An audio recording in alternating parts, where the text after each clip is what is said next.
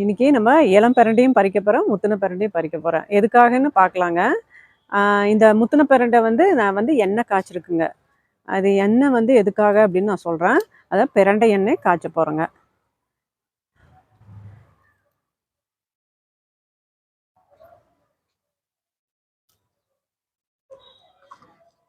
இப்போ இந்த பிரண்டை செடியில பார்த்தீங்கன்னா, யாராவது காய் பார்த்துருக்கீங்களா? பாருங்க. நல்லா பழுத்து அப்படியே சுருங்கிட்டு இருக்கு. அதாவது இதுல இருந்து விதைகள் இருக்குங்க. இத நம்ம போட்டாலும் செடி வருதா என்னன்னு தெரியாது. நான் இதுதான் முதல் தடவ பார்க்குறேன். நெறைய காய்கள் கொத்து கொத்தா பாருங்க காய்ச்சிருக்கு. இங்க இருக்கு பாத்தீங்களா?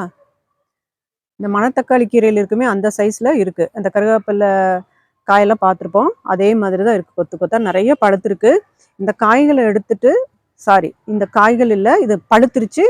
இத பழங்கள எடுத்து நம்ம ஏதோ ஒரு சின்ன தொட்டியில அதில நம்ம போட்டு பார்க்கலாம் வருதான்னு. இந்த பழங்களையும் எடுத்துக்கலாம். இவ்வளோ நாள் பழங்கள் பழுத்து அது கீழ தரையில விழுந்து விழுந்து நான் வீணா கூட்டி தள்ளிட்டேங்க.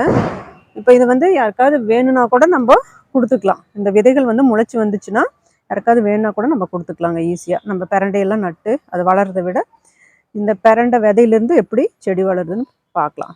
இந்த விதைகளையும் நான் எடுத்திருக்கேன். உள்ளார விதை இருக்கும். இப்படியே நம்ம பாருங்க இப்படி பிதுக்கி எடுத்தா உள்ளார வருது பார்த்தீங்களா? திராட்சையில எப்படி வரும் உள்ளார வெள்ளையா அந்த மாரி இருக்குது.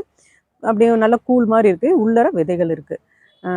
இந்த விதைகள் பார்த்தீங்கன்னா, இந்த நம்ம குறுமிளகு மாதிரி இருக்குங்க.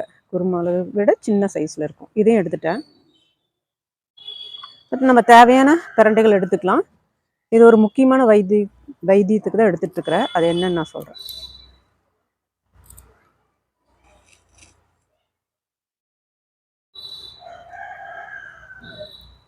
இனி பிரண்டைகள் எனக்கு நிறைய தேவைப்படுங்க.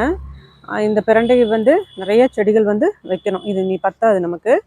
நிறைய பேர் கேட்க ஆரம்பிச்சிட்டாங்க. ஏன்னா இது மருத்துவ குணம் அதிகம் இருக்கிறனால இதில் பிரண்டை பொடி இதெல்லாம் பண்ணலான்ட்டு இருக்கேன்.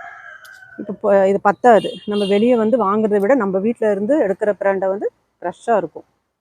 வெளியே வாங்கும்போது நமக்கு முத்தின பிரண்டைகள் தான் கிடைக்கும்.